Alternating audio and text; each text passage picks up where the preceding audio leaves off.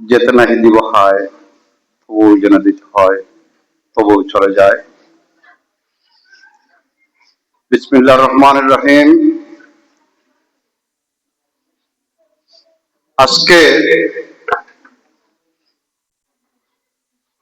Haji রঙ্গমালী technical school and কলেজের 26-এর SSC পরীক্ষার্থী যারা তাদের বিদায় অনুষ্ঠানের আজকের অনুষ্ঠানের সম্মানিত সভাপতি,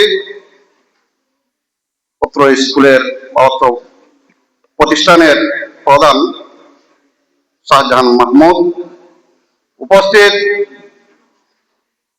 আমার প্রধান অতিথি জমাতুল্লাহ সরকারি প্রাথমিক বিদ্যালয়ের প্রধান শিক্ষক, উপস্থিত অত্র স্কুলের শিক্ষকবৃন্দ, উপস্থিত অত্র স্কুলের ছাত্রছাত্রীবৃন্দ, আসসালামু আলাইকুম ওয়া রাহমাতুল্লাহি ওয়া বারাকাতুহু। আজ বিদায় অনুষ্ঠানে এসে প্রথমে স্মরণ করতে হয় সাবেক চেয়ারম্যান এই স্কুলের প্রতিষ্ঠাতা সাজ্জাদুর রহমানকে। সাজ্জাদুর রহমান এমন এক ব্যক্তিত্ব ছিলেন, কলকল ইউনিয়নের একসময় চেয়ারম্যান ছিলেন, সৎ এবং নিষ্ঠ একজন ব্যক্তি ছিলেন। সেই সৎ এবং নিষ্ঠ একজন ব্যক্তিত্ব এই প্রতিষ্ঠানের প্রতিষ্ঠাতা। সেই হিসাবে আমি প্রথমে আশা করব এই স্কুলের ছাত্র এবং শিক্ষক যারা, তাদের মধ্যেও সততা থাকতে হবে। মানুষের জীবনে চলার পথে সর্বপ্রথম সততাকে সামনে রেখে চলতে হয়। সেই হিসাবে আজকে যারা তোমরা শিক্ষার্থী হয়ে আসো এই স্কুলে, আমি প্রথমেই বলবো মানুষের জীবনে প্রথমেই সততার প্রয়োজন। সততাকে সামনে রেখে জীবনকে চলবে। সম্মানিত উপস্থিতি, বিদায় শব্দটা আসলেও কষ্টদায়ক এবং আনন্দদায়ক। আজকের বিদায়টা আসলেও কষ্টদায়ক নয়, যদিও সাময়িক কষ্টদায়ক, কিন্তু এক সময়ের আনন্দদায়ক।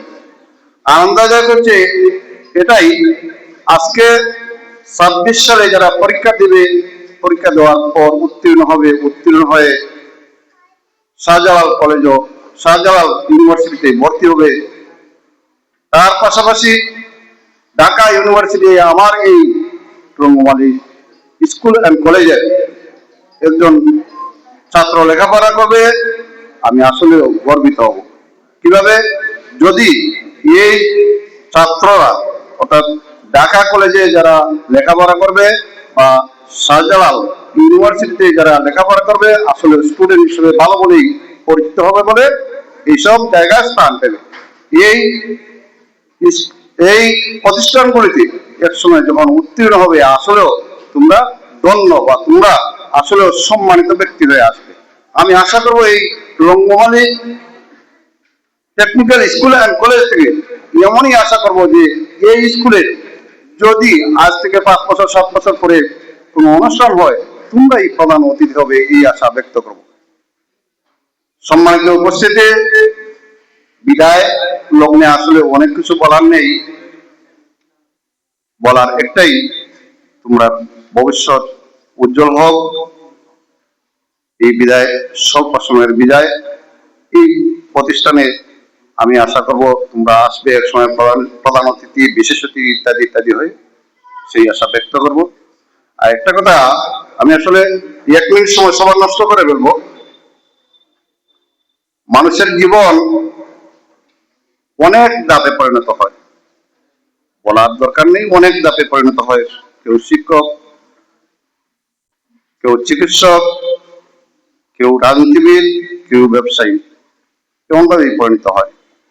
আজকে যারা এই স্কুল থেকে বিদায় নিয়েছ, আমি আশা করব এই স্কুলে, এই স্কুলে আজকের 26 সালের স্টুডেন্ট যারা এই স্কুলে একজন শিক্ষক হয়ে আসবে এমন আশা করব। তার কারণ শিক্ষকের বৈশিষ্ট্য ভিন্ন।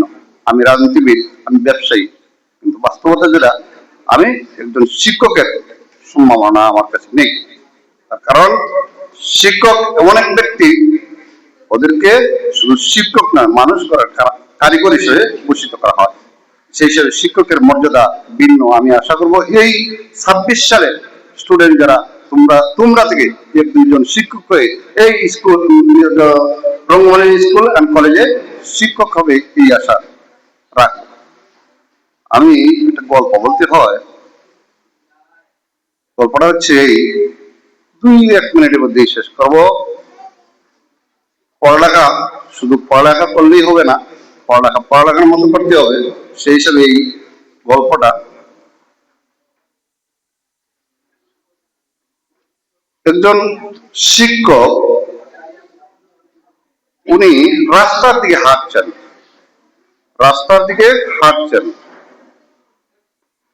তৎকালীন সময় দেখা যাচ্ছে যে একজন স্টুডেন্ট বা তানেরই ছাত্র পাশাপাশি দিকে চলে যাচ্ছে। উনি ডাকছেন ওই ভাই, স্টুডেন্টকে আর কি নাম বলে, এই তুমি আসো তো। উনি আসছেন, এই ছাত্ররা আসার পরে ওকে বলছেন কাজ করে তো, আমি একটা আম খাবো। ওই যে একটা আম দেখা যাচ্ছে, এই আমটা খাবো। তুমি এক কাজ করো তো, ওই বাড়ি থেকে, পাশাপাশি বাড়ির দিকে বলছেন, ওই বাড়ি থেকে একটা দাও নিয়ে আসো। ও বলছে, স্যার আমি দাও নিয়ে আসবো? আসলে ওটা কেমন কথা, কেন? আমি যখন দা নিয়ে এসে আসবো, আপনি যখন ওখানে দাঁড়িয়ে থাকবেন, তখন মানুষজন ভাববে দা নিয়ে আসছে শিক্ষকের দিকে, নিশ্চিত খারাপ। স্যার আসলে বেয়াদবি হবে, এই কাজটা আমি করতে পারবো না। আচ্ছা তুমি দাঁড়াও, আমি দাওটা নিয়ে আসি। উনি দাও নিয়ে আসলেন। দাও নিয়ে আসার পর দেখা যাচ্ছে আম গাছে আম পাড়তে হবে। আম পাড়ার পর আম খাবে, এটি হচ্ছে মেন উদ্দেশ্য। ছাত্রকে বললেন, ওই বাবা একটু যাও তো, ওই গাছে উঠে আমটা নিয়ে আসো। বলছে, স্যার আম গাছে আমি উঠবো, আপনি নিচে থাকবেন? আসলে বেয়াদবি হয়ে যায়, আমার পা উপরে উঠে যাবে, আপনি নিচে থাকবেন হিসাবে আমি এটা পারবো না স্যার, বেয়াদবি হবে স্যার, প্লিজ প্লিজ আমি এটা থেকে বিরত রাখেন আমাকে। শিক্ষক বলল, কেন, কি অসুবিধা কি? আমি যদি বলছি তাহলে, না স্যার এটা হবে না, এটা সম্ভব না স্যার, স্যার এটা বেয়াদবি হবে স্যার, আপনি নিচে আমি উপরে। শিক্ষক চিন্তা করলেন, ও যেহেতু করবে না, তাহলে আমি নিয়ে আসি। উনি কষ্ট করে যে কোনো ওয়েতে আমটা নিয়ে আসলেন। আমটা নিয়ে আসার পরে নিচে আসার পরে উনি বললেন, কাজ করো তো, আমটা একটু রেডি করো, কেটে আমাকে দাও। সে দাও নিয়েছে, আম কেটেছে, কাটার পর সে প্রথমেই আমটা খাওয়া শুরু করেছে। শিক্ষক একা একা থাকিয়ে দেখলেন ও আম খাচ্ছে। তখন চিন্তা করলেন, তাকে বললাম দাও আনার জন্য, তা বেয়াদবি হবে।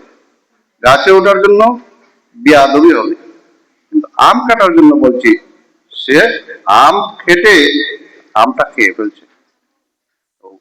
আমি আশা করব এমন স্টুডেন্ট হবে না যে বেয়াদবি দেখাতে গিয়ে অতি চালাক। যে বিষয়টা বলছি এটাই, যে বেশি চালাক লোক আসলে পারো না। সেই হিসেবে আমি আশা করব তোমরা শিক্ষক যারা আছেন তাদেরকে সম্মান করবে। সম্মানের তো বহু দ্বারা আছে, বহু নিয়ম আছে। দেখেন এই স্টুডেন্ট কিন্তু সম্মান দেখিয়েছে, কিন্তু তার উদ্দেশ্য ভালো না। সে আসলেও ভালো স্টুডেন্ট হিসেবে এই টিচারের কাছে পরিচিত নয়। যদিও সে বলছে যে সম্মান করি, বাস্তবতা সে সম্মান করে নাই, আসলে চালাক। সেই হিসেবে আমি আশা করব তোমরা ভবিষ্যতে এমন না করে নিজেকে এমন ভাবে প্রতিষ্ঠিত করবে তাদেরকে প্রথম শিক্ষক যারা তাদেরকে মর্যাদা দিবে, শিক্ষকের সবসময় শিক্ষককে শ্রদ্ধা করবে। আর উপস্থিত আজকে আসলেও সময় বেশি নষ্ট করে ফেলছি একটা এই গল্প বলতে। আজকে যারা উপস্থিত এবং যারা শিক্ষার্থী, তোমরা ভবিষ্যৎ আমি এমনই কামনা করি যে এই এলাকা উজ্জ্বল করবে, এই প্রতিষ্ঠান উজ্জ্বল করবে, এই আশা ব্যক্ত করে এবং পরিশেষে যারা আজকে এই অনুষ্ঠানটা রেডি করেছেন তাদের ভবিষ্যৎ কামনা করে আমি আমার বক্তব্য এখানে শেষ করছি। আল্লাহ হাফেজ, আসসালামু আলাইকুম।